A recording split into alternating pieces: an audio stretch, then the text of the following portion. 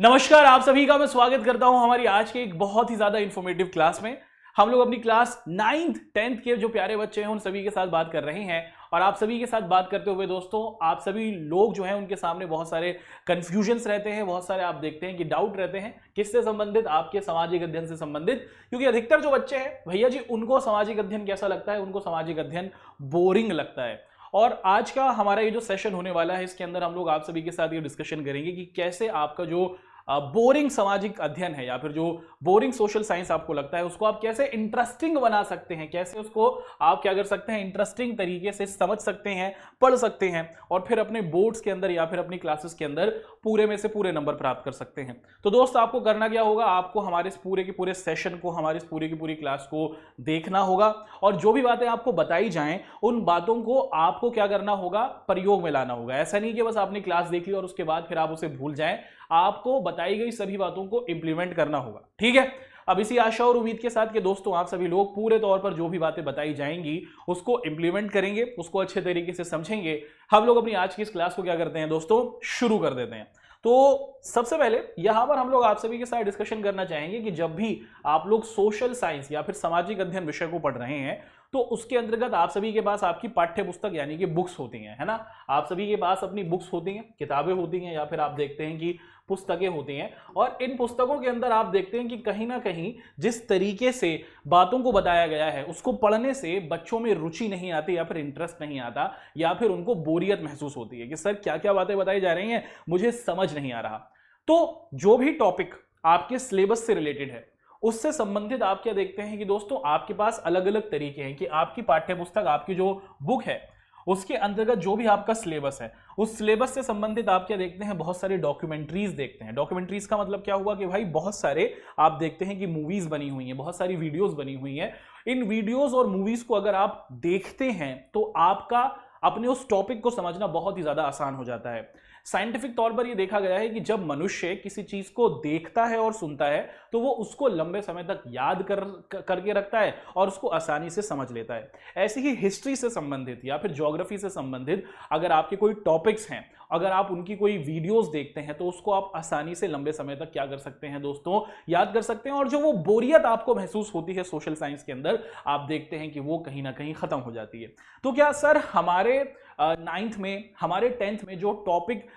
हैं, क्या उन पर मूवीज मौजूद हैं, क्या उन पर वीडियोस मौजूद हैं? हाँ बच्चों, आप देखें कि आपके अलग अलग जितने भी किंग्स हुए हैं उनसे संबंधित, उसी के साथ साथ अलग अलग जो टॉपिक्स हुए हैं उस पर आप अलग अलग तरीके की मूवीज को देख सकते हैं, है ना। हमारी बॉलीवुड ही आप देखते हैं कि भारत की आजादी से संबंधित मंगल पांडे पे एक मूवी आपको दिखती है। ऐसे ही आपको क्या दिखता है दोस्तों कि जो राजस्थान का क्षेत्र है, राजा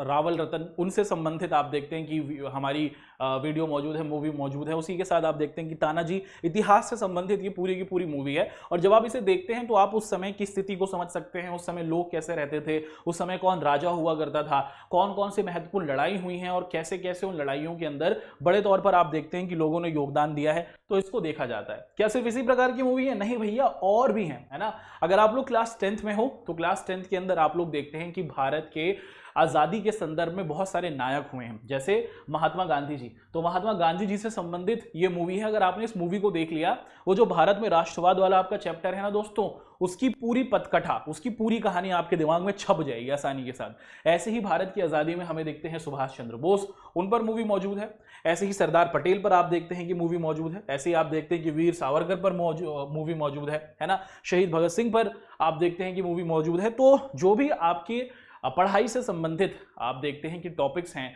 सोशल साइंस के अंतर्गत, उन टॉपिक्स पर जब आप लोग इन मूवीज को या फिर डॉक्यूमेंट्रीज को देखते हैं तो आपका उस टॉपिक को समझना बहुत आसान हो जाता है। और जो बोरियत या फिर जो डिसइंटरेस्ट आपका सोशल साइंस के अंतर्गत होता है कि आप देखते हैं कि वो धीरे धीरे हट जाता है। तो आप कोशिश करें, आप उन टॉपिक्स को देखें जो आपके सिलेबस के अंदर मौजूद हैं, आपकी क्लास से संबंधित, और उसके बाद जो आपके सिलेबस से संबंधित टॉपिक्स हैं उससे संबंधित आप मूवीज या फिर वीडियोस को देखेंगे तो आपका उन वीडियोस के जरिए अपने टॉपिक को समझना बहुत आसान होगा। और जो वो इंटरेस्ट या फिर आप देखते हैं कि जो रुचि पैदा नहीं होती है वो आप आसानी से देख सकते हैं। इसी के साथ साथ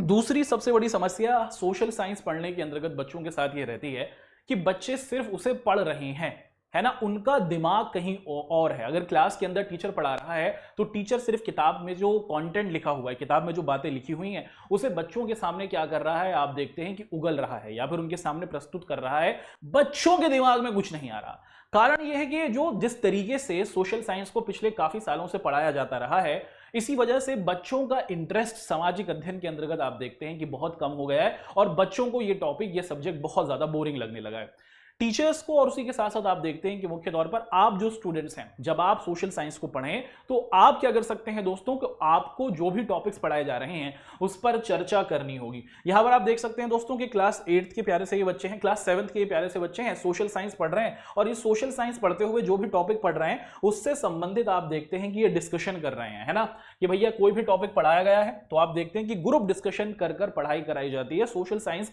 एक ऐसा विषय है जिसके अंतर्गत जब आप डिस्कशन करते हैं, सोशल का मतलब क्या होता है, सोशल का मतलब होता है कि सामाजिक तौर पर मिलना, पूरे समाज से जुड़ना।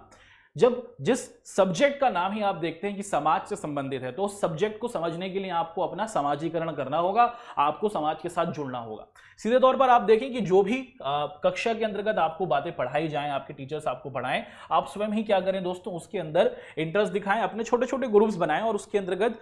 टॉपिक करें कि एक बच्चा क्या करे, पहले चैप्टर को पढ़ लिया, उसके बाद आप देखें कि एक बच्चा सवाल पूछे एक एक से और उसके बाद फिर दूसरे जवाब दें। ऐसे करते करते आप क्या करेंगे दोस्तों, कि जब आप अपने सहपाठियों के साथ, आप जब अपने दोस्तों के साथ टॉपिक को समझेंगे तो आपका उस टॉपिक को समझना आसान होगा और फिर आप लंबे समय तक उस टॉपिक को याद कर सकते हैं और अच्छे नंबरों को प्राप्त कर सकते हैं। और जो वो डिसइंटरेस्ट था कि भैया जी टीचर खड़े होकर सिर्फ बता रहा है या फिर एक बच्चा किताब लेकर पढ़ रहा है, वो जो डिसइंटरेस्ट आप देखते हैं कि क्लास के अंतर्गत था वो हट जाएगा और आपकी रुचि क्लास के अंदर मौजूद होगी। आप देखते हैं कि आप ध्यान लगाकर अच्छे तरीके से अपनी बातों का अच्छे तरीके से आदान प्रदान कर सकते हैं और आपका जो अध्ययन करने का तरीका है वो आप देखते हैं कि चर्चाओं में भाग लेने से, डिस्कशन करने से आप देखते हैं कि बहुत अच्छे लेवल पर मजबूत होगा।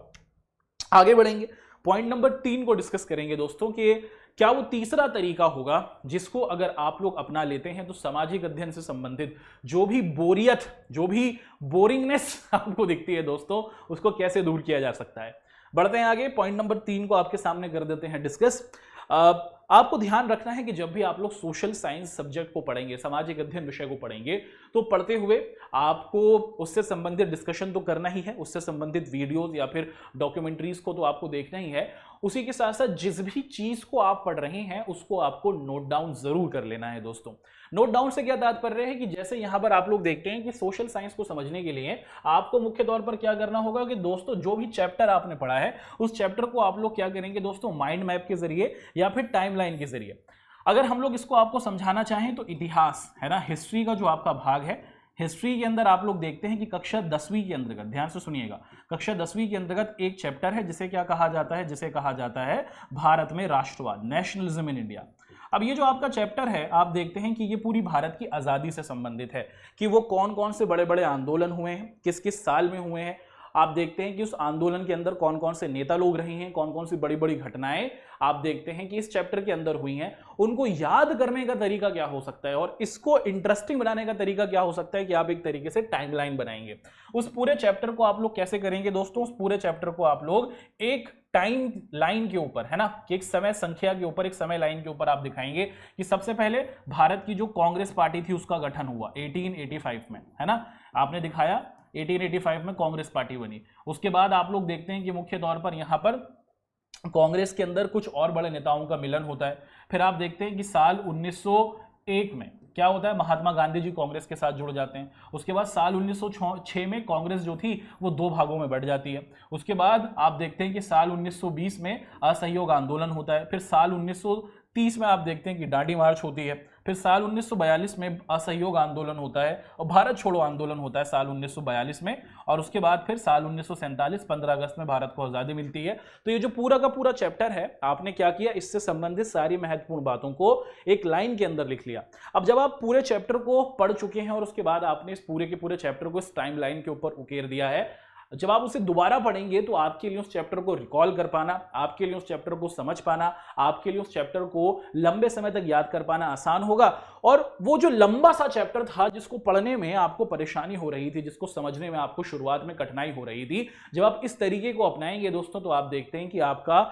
जो इंटरेस्ट था आप देखते हैं कि पूरे तौर पर कक्षा के अंतर्गत और सोशल साइंस के अंतर्गत आने लगेगा। और उसी के साथ आप देखते हैं कि जो जटिलता आपको दिख रही थी सामाजिक ज्ञान से संबंधित, उस जटिलता को आप लोग क्या करते हुए देखेंगे, कम होते हुए देखेंगे। ठीक है जी, तो अब तक ये 3 पॉइंट्स हमने डिस्कस किए हैं। बढ़ते हैं आगे और कुछ और हमारे पॉइंट्स हैं जिनको अगर आप लोग इस्तेमाल करते हैं तो सामाजिक अध्ययन आपका इंटरेस्टिंग बनेगा।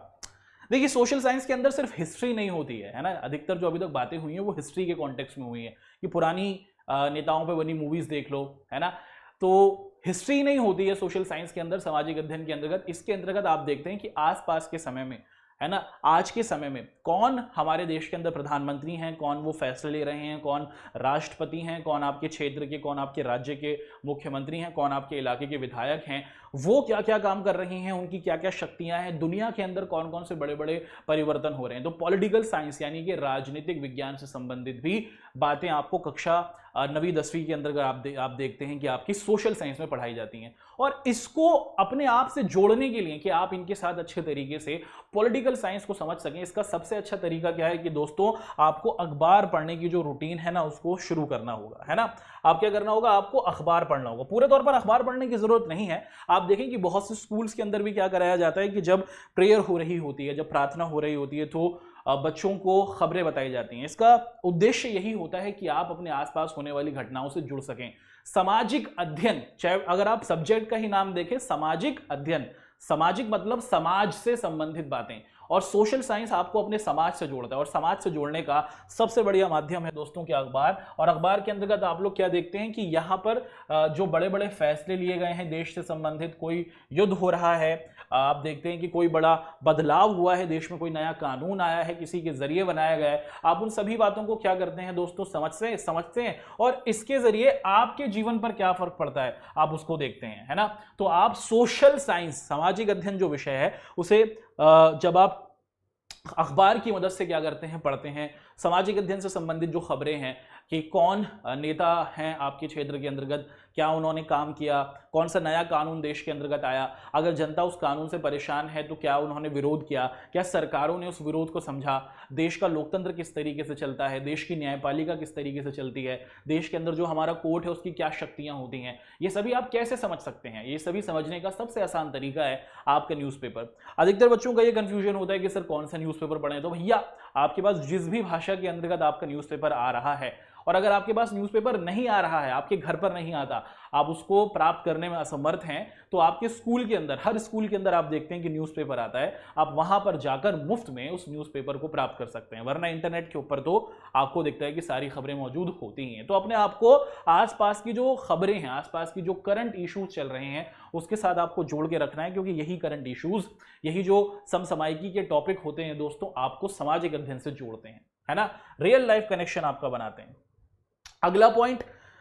पॉइंट यह है कि मुख्य तौर पर आप देखते हैं कि सामाजिक अध्ययन के अंतर्गत, सोशल साइंस के अंतर्गत वर्तमान परिप्रेक्ष्य में भी, या फिर अगर आप लोग इतिहास के संदर्भ में देखें तो बहुत सारे ऐसे लोग होते हैं जिन्होंने बहुत ही बड़े बड़े बदलाव किए हैं। बहुत से नेता होते हैं, बहुत से राजा होते हैं, बहुत से सेनापति होते हैं जिन्होंने बहुत अच्छे तरीके से युद्धों को लड़ा, बहुत अच्छे तरीके से देश को आगे बढ़ाया, बहुत अच्छे तरीके से समाज में परिवर्तन किया। तो ऐसे लोगों के बारे में जब आप क्या करते हैं दोस्तों, ज्यादा जानकारी प्राप्त करना चाहते हैं, है ना,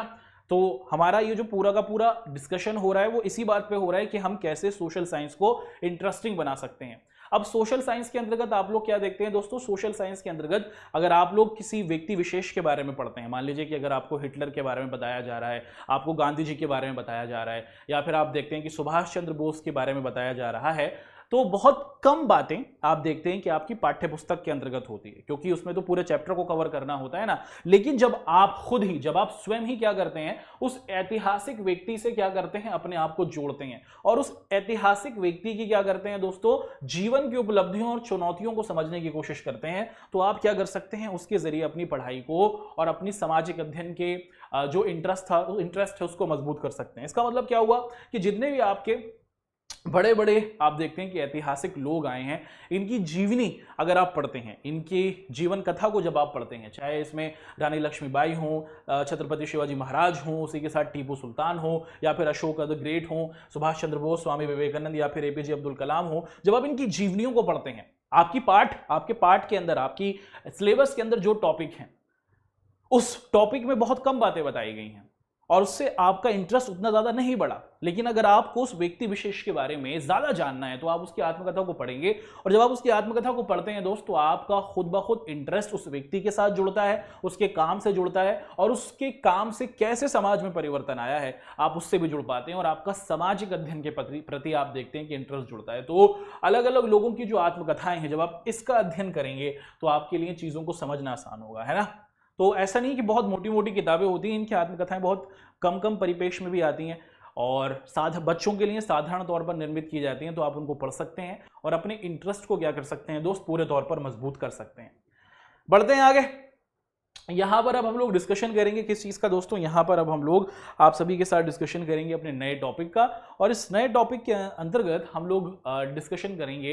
कि ये जो कुछ बातें आपको बताई गई हैं, इनको तो आप अपनी जिंदगी के अंदर इस्तेमाल करना शुरू कर देंगे, जिससे सामाजिक अध्ययन यानी कि सोशल साइंस के अंतर्गत आपका इंटरेस्ट बढ़ जाएगा। यहां पर आप लोग क्या देखते हैं कि सोशल साइंस के अंदर हमारा जो सामाजिक अध्ययन होता है, उसके अंतर्गत हम लोग क्या देखते हैं दोस्तों, उसके अंदर हमारे पास इतिहास होता है यानी कि हिस्ट्री होती है, उसके अंदर हमारे पास होता है राजनीतिक विज्ञान या फिर पॉलिटिकल साइंस। उसी के साथ साथ आप लोग देखते हैं कि आपके पास होता है अर्थशास्त्र यानी कि इकोनॉमिक्स, और उसी के साथ हमारी होती है ज्योग्राफी या फिर भूगोल। अब अगर मैं आपसे पूछूं कि सामाजिक अध्ययन बोरिंग है, क्या आपको चारों पार्ट बोरिंग लगते हैं? ऐसा नहीं होगा। हर एक बच्चे से जब पूछा जाता है, अधिकतर ये देखा गया है और ये हमारे साथ भी होता था कि कोई ना कोई एक ऐसा सामाजिक अध्ययन का भाग होता है जिसमें आपका इंटरेस्ट होता है। या तो आपको हिस्ट्री अच्छी लगती होगी और बाकी चीजें जो है वो कम अच्छी लगती होंगी, और उसी के साथ या तो आपको ज्योग्राफी ज़्यादा अच्छी लगती होगी, या तो आपको पॉलिटिकल साइंस अच्छी लगती होगी, या अर्थशास्त्र अच्छी लगती होगी। तो मुख्य तौर पर यहाँ पर यह कहा जा रहा है कि सामाजिक अध्ययन विषय के अंतर्गत जिस पर्टिकुलर सब्जेक्ट में, जैसे हिस्ट्री के अंदर, जैसे आप देखते हैं कि आपकी जो हिस्ट्री की बुक है, या फिर आप देखते हैं कि आपकी जो सामाजिक अध्ययन की पुस्तक है, जिसके अंदर आपकी रुचि है, उसको जब आप पहले पढ़ना शुरू करते हैं, उसको जब आप क्या करते हैं दोस्तों, पहले पढ़ते हैं, और उसको पढ़ने के बाद आप उससे संबंधित सवालों को समझते हैं, तो आपका इंटरेस्ट और आसानी के साथ जुड़ता चला जाता है ना। मान लीजिए कि अगर आपको सोशल साइंस पढ़ना है, सामाजिक अध्ययन पढ़ना है, और मुझे सोशल साइंस पढ़ते हुए हिस्ट्री बहुत अच्छी लगती है, इतिहास बहुत अच्छा लगता है, लेकिन मैं इतिहास से अगर शुरू नहीं कर रहा, तो मैं अगर ज्योग्राफी के साथ शुरू करूंगा तो मेरा इंटरेस्ट जो है, मेरी रुचि जो है, वो फिर उस विषय को पढ़ने में ज्यादा नहीं रहेगी। तो सोशल साइंस के जिस भाग के अंदर आपकी इंटरेस्ट है, जिसमें आपकी रुचि है, कृपया करके उसको पढ़िए, और उसके बाद फिर जो आपका कम फेवरेट है, जिसमें आपकी कम रुचि है, उसको पढ़िए। तो जो आपका ज्यादा फेवरेट है वो आपको सब्जेक्ट को आसान बनाएगा, आपका इंटरेस्ट उसके अंदर पैदा करेगा, क्योंकि जितने भी भाग देखें, जैसे अगर आप लोग इतिहास को पढ़ते हैं तो इतिहास के अंदर भूगोल की जानकारी मिलती है ना, कि एक राजा था, उस राजा की लड़ाई हुई, कहां लड़ाई हुई भैया जी, पानीपत में लड़ाई हुई, और पानीपत क्या है, किसी जगह के बारे में बता रहा है, यानी कि ये भूगोल से संबंधित है ना। अब देखिए, ऐसे ही भूगोल जो है वो राजनीतिक विज्ञान से जुड़ा हुआ है कि पानीपत में लड़ाई हुई थी, उस समय जो राजा था उसने कैसे नियमों को चलाया था, कैसे शासन को किया था, तो यहां पर पॉलिटिकल साइंस की बात आ जाती है। उसने अपने देश में व्यापार को कैसे चलाया, उस राजा ने अपने इलाके के अंदर कैसे लोगों को इकट्ठा कर कर क्या किया, अपना विकास किया, तो वहां पर अर्थशास्त्र की बात आ गई। तो सामाजिक अध्ययन का हर एक भाग एक दूसरे से जुड़ा हुआ है। जब आप किसी एक भाग की रुचि को प्राप्त कर लेते हैं तो उसके बाद दूसरे भागों से जुड़ना आपके लिए आसान हो जाता है। तो कृपया करके जिस भाग में आप ज्यादा इंटरेस्ट रखते हैं दोस्तों, उसको आप पढ़िएगा, और उसके बाद ऑटोमेटिकली जो रिमेनिंग आपके भाग हैं, जो आपके बचे हुए पार्ट्स हैं सोशल साइंस के, वो आपके लिए और आसान हो जाते हैं। अगली चीज जो यहां पर हम लोग डिस्कस करेंगे दोस्तों, वो क्या है? अगली चीज जो है वो मुख्य तौर पर आप देख पा रहे हैं कि समुदाय से जुड़ाव। जैसा आपको बताया गया ना कि भैया जी सामाजिक अध्ययन क्या है, सामाजिक अध्ययन, सामाजिक अध्ययन का मतलब क्या हुआ दोस्तों? सामाजिक अध्ययन का मतलब हुआ, सामाजिक का मतलब हुआ समाज, हमारा आसपास, हमारा शहर, हमारा इलाका, हमारा राज्य, हमारा देश, है ना, हमारी दुनिया, यही है पूरे तौर पर आप देखते हैं कि सोशल साइंस। तो मुख्य तौर पर जब कोई व्यक्ति विशेष, जब कोई स्टूडेंट अपने आप को समाज से जोड़ता है और समाज के अंदर जब वो अपने समाज के अंदर किए जाने वाले जो अलग अलग कार्य हैं उसके अंतर्गत जब आप अपने आप को जोड़ते हैं, जैसे आप लोग देखते हैं कि आपके समाज में अलग अलग कार्यक्रम किए जाते होंगे, अलग अलग सांस्कृतिक कार्यक्रम किए जाते होंगे। आप अगर किसी राज्य विशेष के अंदर आते हैं तो उस राज्य की स्थापना दिवस को मनाया जाता होगा, उस राज्य के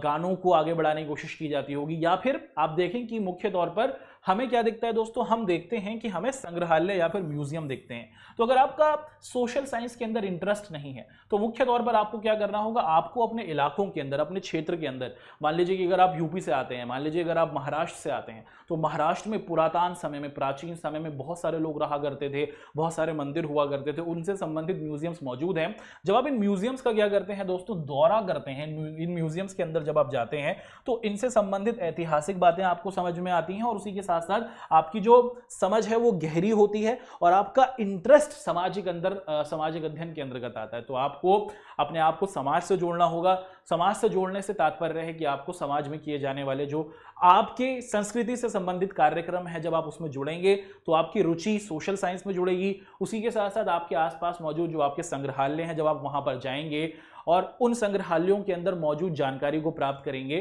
तो आपकी जो समझ है वो गहराई से आपके अंतर्गत आएगी और फिर आप अच्छे तरीके से सामाजिक अध्ययन के अंतर्गत क्या कर सकते हैं, अपनी रुचि को, है ना, अपने इंटरेस्ट को क्या कर सकते हैं, बना सकते हैं। तो जो वो बोरियत आपको महसूस होती है ना दोस्तों, जब आप इन कार्यों को करेंगे तो आप देखते हैं कि आपकी बोरियत कहीं ना कहीं वो दूर होती हुई आपको दिखेगी। बढ़ते हैं आगे। अगला पॉइंट यहां पर आपके साथ करते हैं डिस्कस। वो क्या है,